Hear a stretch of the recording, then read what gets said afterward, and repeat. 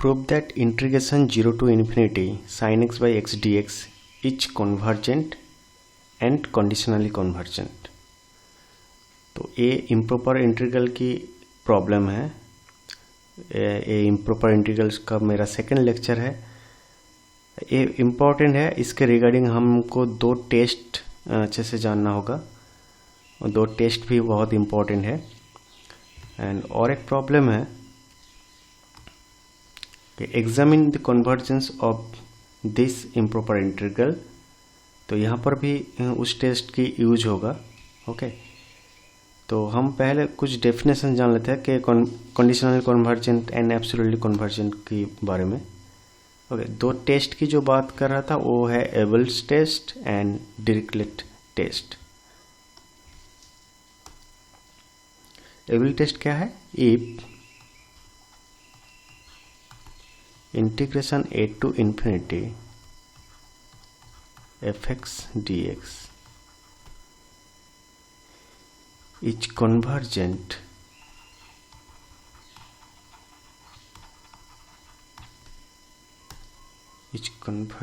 at x equals to infinity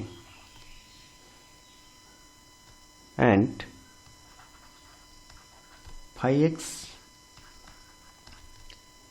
is bounded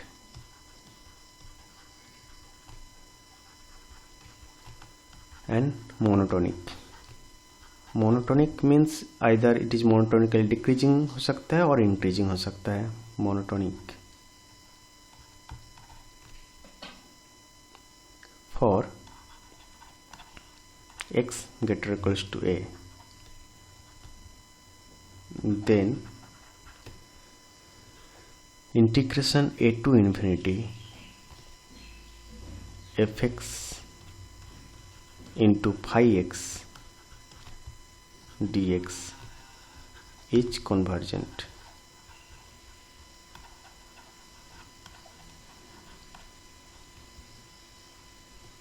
okay second Dirichlet test जो है, अगर let phi b bounded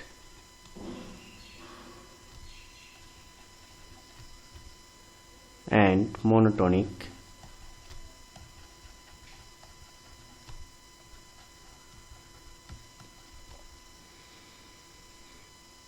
in the interval a to infinity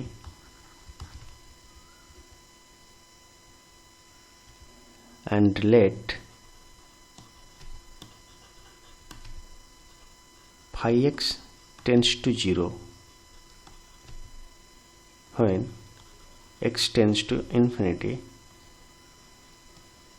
okay तो अगर phi x bounded होना पड़ेगा, monotonic होना पड़ेगा एंड phi x को tends to 0 when x tends to infinity and also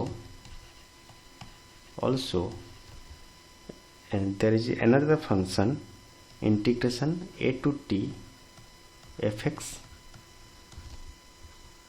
dx, इसका ये क्या होगा? बी बाउंडेड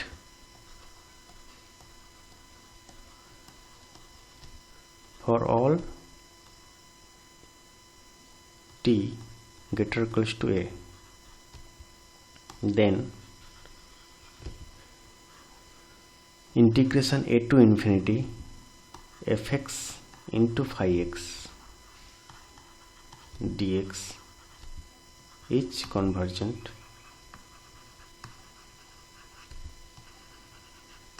ओके ठीक है। तो फर्स्ट केस में phi x का जो वैल्यू है वो बाउंडेड एंड मोनोटोनिक होना चाहिए एंड जो इंटीग्रेशन पार्ट है और एक फंक्शन की fx वो क्या होना चाहिए? कन्वर्जेंट। एंड सेकेंड केस में phi को bounded monotonic and phi x क्या होगा? Tends to 0 when x tends to infinity. And अगर उस a टू इन्फिनिटी के इंटरवल में कोई भी एक पॉइंट उठाएंगे t, तो उसके अंदर a t fx dx क्या होना चाहिए? बाउंडेड। तो in that case integration a to infinity fx phi x क्या होगा? कन्वर्जेंट। एब्सोल्युटली कन्वर्जेंट का क्या है कि integration a to infinity fx dx is said to be absolutely convergent if अगर इसका मॉड्यूलस अगर कन्वर्जेंट हो रहा है तो mod of f x d x if this is convergence. Okay, ठीक है। एब्सोल्युटली मतलब मॉड्यूलस फॉर्म आ जाएगा यहाँ पर कि मॉड्यूलस अगर कन्वर्जेंट है तो हम उस इम्प्रॉपर इंटीग्रल को एब्सोल्युटली कन्वर्जेंट कहेंगे। एंड कंडीशनल कन्वर्जेंट क्या है कि integration a to infinity fx dx is said to be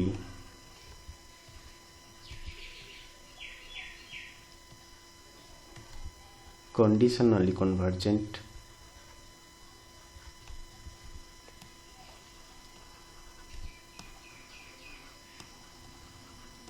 if one उस इम्प्रॉपर इंटीग्रल को कन्वर्जन होना पड़ेगा f x d x is convergent and second अगर मॉड उठाएंगे कि integration a to infinity modulus of f x d x is not absolutely convergent, absolutely convergent, इसका मतलब इसको डाइवर्जन होना पड़ेगा। तो इन दैट केस हम जो हमारा इम्प्रॉपर इंटीग्रल को हम कंडीशनली कन्वर्जेंट कहेंगे। ओके, तो कंडीशनल कन्वर्जेंट दिखाने के लिए मुझे दो चीज़ दिखाना होगा कि मेरा ओरिजिनल जो इम्प्रॉपर इंटीग्रल उसे कन्वर्जेंट दिखाना है, बट वो क्या होगा एब्सोल्युटली कन्वर्जेंट नहीं होगा। ठीक है, ओके। तो अब मेरा जो प्रॉब्लम था क्या था, prove that integration 0 to infinity sine x by x d x is convergent and conditionally convergent. तो आंसर इसका होगा आंसर,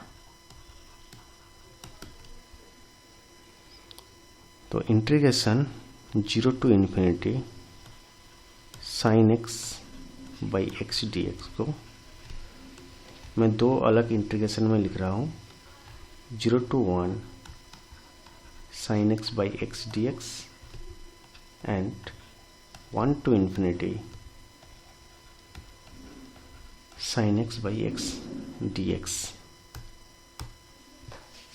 ओके, अब देखो एट 0 मेरा जो डिनोमिनेटर है क्या होगा, ए 0 आएगा एंड जो न्यूमरेटर है वो भी क्या होगा 0 आएगा।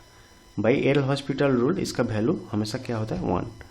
सो sine x by x tends to 1 if x tends to 0। तो फर्स्ट वाला जो इंटीग्रेशन है ये इम्प्रॉपर इंटीग्रल नहीं है, ये proper integral.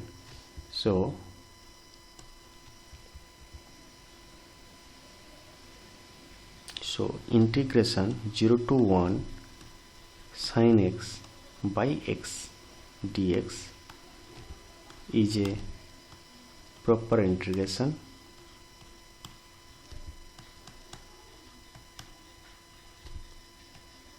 proper integral. So integration 0 to 1 sin x by x dx is convergent. Okay. क्योंकि अगर ये इम्प्रॉपर इंटीग्रल नहीं है तो प्रॉपर इंटीग्रल हमेशा एक कन्वर्जेंट इंटीग्रेशन होता है। जो सेकंड हमारा, तो मुझे सेकंड को दिखाना है कि ये कन्वर्जेंट हो रहा है। तो 1 to infinity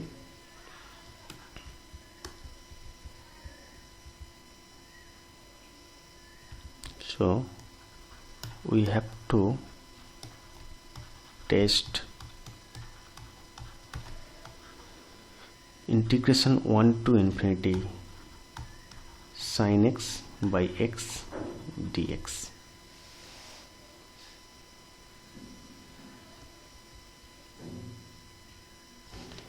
Okay, let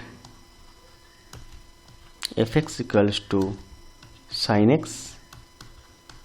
and phi x equals to 1 by x. Now you see x कहाँ से कहाँ, x1 to infinity. तो phi x क्या होगा, phi x का मैक्सिमम वैल्यू, अगर x जब 1 होगा तो phi x का वैल्यू मैक्सिमम 1 मिलेगा, ठीक है।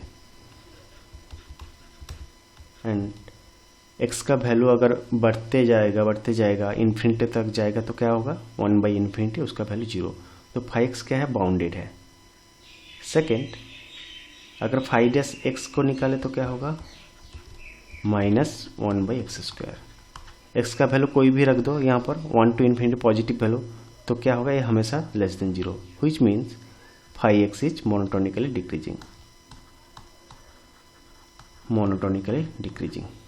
And third, okay, phi x is monotonically decreasing. And third देखो, अगर x tends to infinity कर देंगे तो phi x क्या होगा, tends to 0. phi x tends to 0 if x tends to infinity. जो डिरिक्लेट प्रॉपर्टी का 3 कंडीशन ऑफ phi x है, phi x के ऊपर, वो तीनों कंडीशन यहाँ पर सेटिस्फाई हो रहा है. ओके, सो यहाँ पर क्या लिखेंगे, सो phi x is bounded, monotonically decreasing, and phi x tends to 0 if x tends to infinity. Okay, जो सेकेंड कंडीशन था डिरिक्लेट प्रॉपर्टीज का, डिरिक्लेट टेस्ट की सेकेंड कंडीशन क्या था, मुझे मॉड ऑफ जो fx है, तो mod of a to t sin x को क्या दिखाना है, बाउंडेड. मतलब इसका जो मॉड्यूलस वैल्यू होगा वो लेस देन एक फाइनाइट वैल्यू होगा, मुझे इसे बाउंडेड दिखाना है, तो इसलिए मैंने मॉड ले लिया. तो मॉड को मुझे क्या दिखाना है, कि वो लेस और इक्वल्स टू एक finite value, which equals to minus cos x,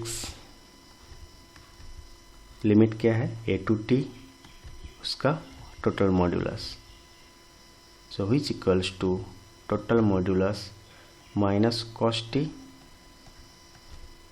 plus, अच्छा a 1 होगा ना, a को a1 होगा, cos t plus cos 1 modulus. अब मॉड को हटा अलग अलग कर दो तो क्या होगा, mod of cos t plus cos 1. अब देखो cos t का मैक्सिमम वैल्यू क्या है, 1, इसका भी मैक्सिमम वैल्यू 1 है, इसका भी मैक्सिमम वैल्यू 1 है, तो मैं क्या लिख सकता हूँ, दिस लेस और इक्वल्स टू 2. एंड सो जो हमारा इंटीग्रेशन है 1 to t sin x dx is bounded for t greater or equals to 1, and hence by Dirichlet conditions, hence by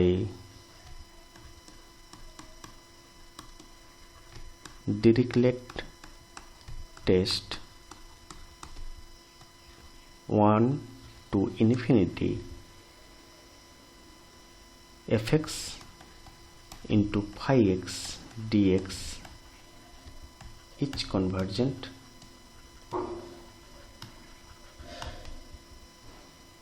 Okay, so integration 1 to infinity sin x by x dx is convergent. Okay, तो मैंने second part को दिखा दिया कि ये convergent है. हमारा जो सेकेंड पार्ट क्या था, मैंने 2 पार्ट में डिवाइड किया था. ओके, एक ए पार्ट, ए कन्वर्जेंट था, मुझे सेकेंड पार्ट दिखाना था कन्वर्जेंट. दोनों कन्वर्जेंट है तो ओरिजिनल जो 0 टू इन्फिनिटी जो इम्प्रॉपर इंटीग्रल है वो क्या होगा, कन्वर्जेंट हो जाएगा। सो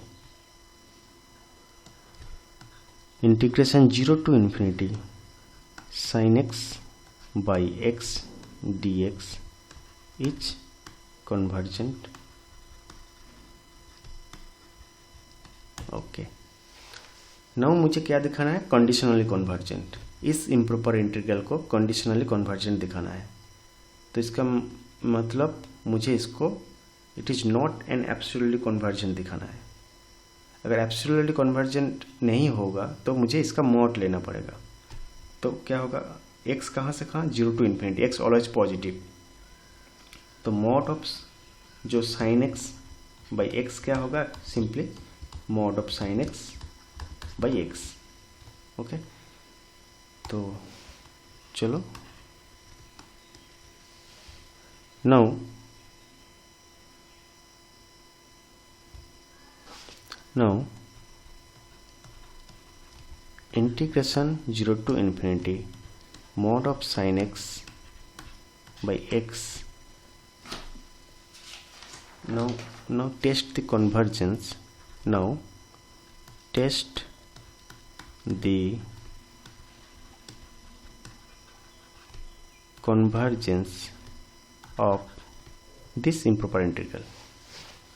Okay. तो ये क्या है, लिमिट 0 टू इन्फिनिटी। तो consider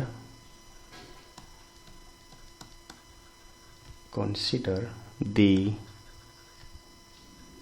proper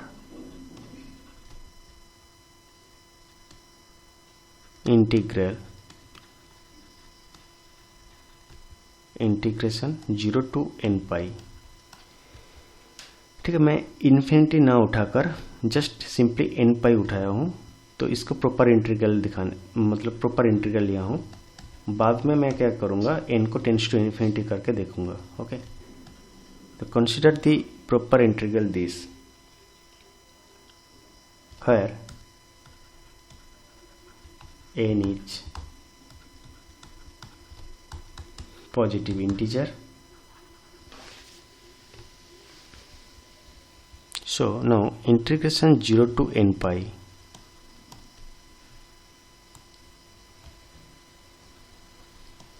sin x by x dx। तो इसे मैं अलग कर सकता हूँ, 0 टू पाई, फिर पाई टू 2 पाई, फिर 2 पाई टू 3 पाई। तो अलग अलग डिफरेंट इंटीग्रेशन में मैं इसे सेपरेट कर सकता हूँ। ओके, सो देखो, तो इसलिए मैंने एक जनरल लिख लिया कि नीचे का जो ये r minus, this is r minus 1 into pi to r pi. Okay, तो मैं क्या कर रहा हूँ कि अगर r के वैल्यू के बाद 0 रख दो तो क्या होगा, 0 टू पाई। ठीक है, r के वैल्यू अगर 2 रख दो तो क्या होगा, पाई टू 2 पाई। ठीक है, तो ऐसे करके मैं इसको n number of separate integration में इसको सेपरेट कर दिया। तो ये लिखो sign x by x d x. तो उसको समय सारे टर्म प्लस फॉर्म में होगा, तो इसलिए मैंने सारे टर्म को समेशन से ओके लिख दिया। तो r का वैल्यू कहाँ से कहाँ, 1 टू n। देखो एक्चुअली मैं इसको क्या लिख रहा हूँ कि this equals to 0 to pi sine mod sine x by x को एफ एक्स मान लो, f x d x, and उसके बाद क्या टर्म आएगा, pi to 2 pi f x d x, and ऐसे चलेगा। लास्ट टर्म क्या होगा, n minus 1 pi to n pi f x d x. तो इस पूरे टर्म को मैंने समेशन फॉर्मेट में लिख लिया। ओके, नेक्स्ट नाउ पुट इस ये जो इंटीग्रेशन है, इस इंटीग्रेशन का वैल्यू अब निकालूंगा मैं। Put x equals to r minus 1 pi plus y, okay, where y कहाँ पर होगा, 0 to पाई के बीच में। ओके, नाउ जो मेरा मॉड साइन एक्स है इसका वैल्यू निकालो। Now mod of sine x which equals to sin of r minus 1 pi plus y, okay, तो which equals to r का वैल्यू पुट करो, अगर 1 पुट करोगे तो क्या होगा, सिंपली साइन y, अगर 2 पुट करोगे तो क्या होगा, 2 माइनस 1 मतलब sine pi plus y, third quadrant मतलब साइन का वैल्यू माइनस नेगेटिव होता है तो माइनस साइन वाई। इसके बाद फिर से 3 पुट करोगे तो क्या होगा, 2 पाई प्लस वाई, ओके, तो मतलब जो क्वाड्रेंट क्या होगा, 2 पाई प्लस वाई। वाई कहाँ पर है, वाई इस रीजन में है, तो इस रीजन पूरा रीजन में साइन का वैल्यू ऑलवेज पॉजिटिव एंड इस पूरा रीजन में साइन का वैल्यू ऑलवेज नेगेटिव, ओके। तो मेरा जो वैल्यू होगा देखो -1 to the power r minus 1 sine y. r minus 1 कैसे, क्योंकि अगर r का वैल्यू आप पुट करो, 1 पुट करो तो पॉजिटिव, 2 पुट करो तो नेगेटिव, 3 पुट करो तो फिर से पॉजिटिव, ठीक है। आप बस r पुट करके इस वैल्यू को चेक कर लो। तो बिकॉज ऑफ मॉड ये नेगेटिव यहाँ पर नहीं रहेगा तो मुझे क्या मिलेगा, simply sine y, positive value, okay, ठीक है। क्योंकि y कहाँ से कहाँ, 0 टू पाई, तो इस बीच में साइन y का जो सारा वैल्यू पॉजिटिव, तो मैं मॉड उठाकर सिंपली लिख सकता हूँ साइन y। तो मॉड ऑफ साइन x का वैल्यू क्या हो गया, साइन y। नाउ मेरा जो इंटीग्रेशन है r minus 1 pi to r pi mod of sine x by x dx, तो मैंने वैल्यू क्या पुट किया, x का वैल्यू r माइनस 1 पाई y, तो dx क्या होगा, dy, dx होगा dy, dy। Mod of sine x क्या होगा, सिंपली साइन y, x क्या होगा, r minus 1 pi plus y. अब x की जगह x का लिमिट क्या था, r minus 1 pi to r pi, limit रख दो x की जगह r माइनस 1 पाई, तो y का वैल्यू क्या होगा, 0, r पाई रख दो यहाँ पर तो y का वैल्यू क्या होगा, पाई, ओके, ठीक है। नाउ ये जो हमारा रेंज मतलब x क्या है, r minus 1 pi plus y, तो इसका मैक्सिमम वैल्यू x का क्या है, r पाई, तो यहाँ पर अगर मैक्सिमम वैल्यू हम रख देंगे तो ये वैल्यू क्या होगा, बड़ा हो जाएगा, क्योंकि डिनोमिनेटर हमारा बड़ा हो रहा है। तो मैं क्या लिख सकता हूँ, this greater equals to integration 0 to pi sine x by r pi. मेरा डिनोमिनेटर बड़ा हो गया तो वैल्यू ए छोटा हो जाएगा, ए बड़ा होगा, into d y, okay.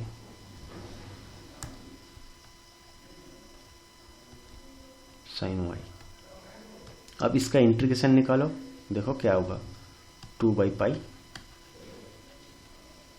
Are, sorry हाँ ठीक है, 2 बाई पाई आर, इसका इंटीग्रेशन निकालो, ओके। सो देखो अब ये जो वैल्यू है, मेरा जो इंटीग्रेशन का वैल्यू क्या आया है, greater equals to 2 by pi r. तो मैं इस इंटीग्रेशन का वैल्यू यहाँ पर अगर पुट करेंगे तो क्या होगा, ये वैल्यू ग्रेटर इक्वल्स टू हो जाएगा, क्योंकि ये वैल्यू छोटा हो रहा है, इसका मतलब मैं छोटा वैल्यू उठा रहा हूँ। तो क्या होगा, दिस ये जो इंटीग्रेशन है this greater equals to summation r equals to 1 to n 2 by pi r, यहाँ पर वैल्यू पुट करेंगे हम। तो क्या होगा, integration 0 to n pi mod of sine x by x d x greater equals to summation r equals to 1 to n। Okay, इस पर 1/r रखो, 2/π कांस्टेंट टर्म उसे बाहर ले लो, 1/r। ठीक है, अगर n टेंस टू इन्फिनिटी है तो मेरा वैल्यू क्या होगा, n tends to infinity r equals to 1 to infinity 1/r। ये क्या होता है, हमेशा एक डाइवर्जेंट सीरीज होता है। ठीक है ना, तो कन्वर्जेंट डाइवर्जेंट जो सीरीज था मेरा वेल नोन जो सीरीज 1/n⁻p, एक कन्वर्जन कब होगा, अगर p ग्रेटर देन 1। डाइवर्स कब करेगा, p अगर लेसर इक्वल्स टू 1। मेरा सीरीज क्या है, 1/r। ठीक है, तो ये क्या होगा, हमेशा डाइवर्जेंट होगा। तो this tends to infinity if n tends to infinity. ठीक है, ओके। तो अगर मेरा सीरीज कहाँ पर जा रहा है, इन्फिनिटी, अगर n को r को यहाँ पर r है, ओके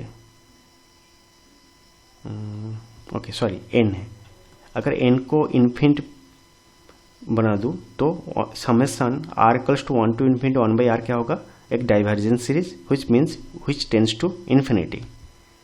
ठीक है, तो मैं इसे अगर n टेंस टू इन्फिनिटी है तो मेरा ये वैल्यू क्या होगा, which implies integration 0 to infinity mod of sin x by x dx क्या होगा, इससे बड़ा वैल्यू है समेशन से, तो ये क्या होगा, ए टेंस टू इन्फिनिटी होगा when n tends to infinity. तो हमारा मॉड्यूलस क्या होगा, तो ये तो मॉड्यूलस वैल्यू है, सो integration 0 to infinity sin x by x dx is not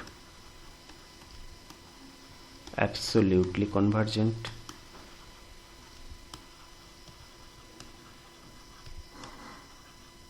okay, तो अगर एब्सोल्युटली कन्वर्जेंट नहीं है तो क्या होगा, हेंस जो improper integral 0 to infinity sin x by x dx is conditionally convergent.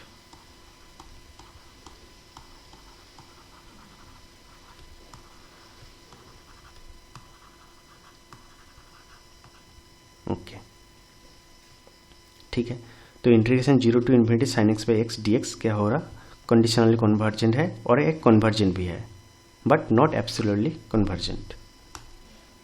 Okay, तो नेक्स्ट जो प्रॉब्लम है, ठीक है, तो यहाँ पर देखो इंटीग्रेशन 0 to इन्फिनिटी है, ओके, एंड एक फंक्शन है क्या है, sin x by x।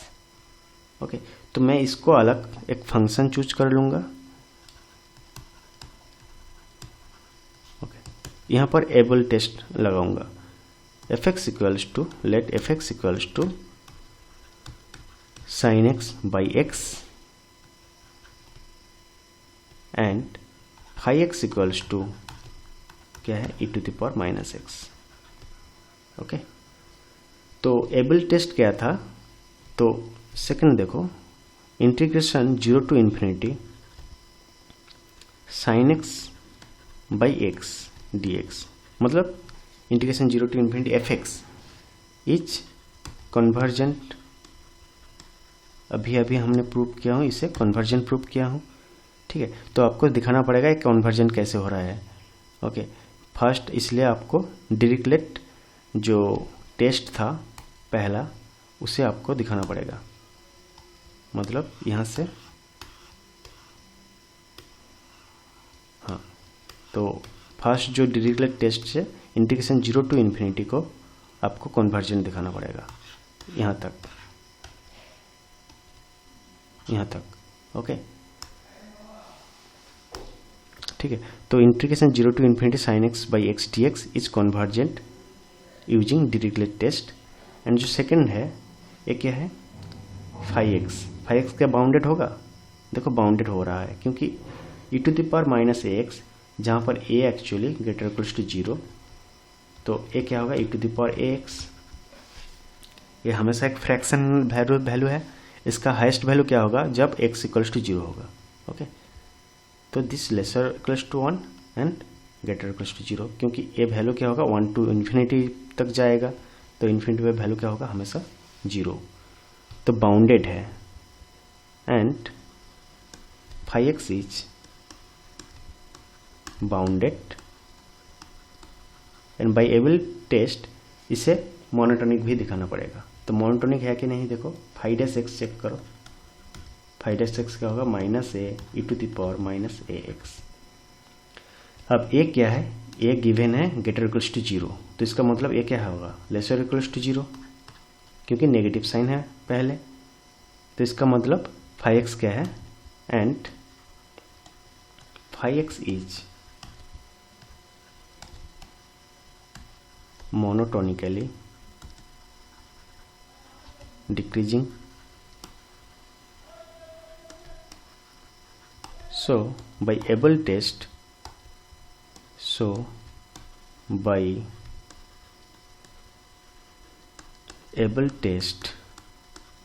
integration 0 to infinity fx into phi x dx is convergent,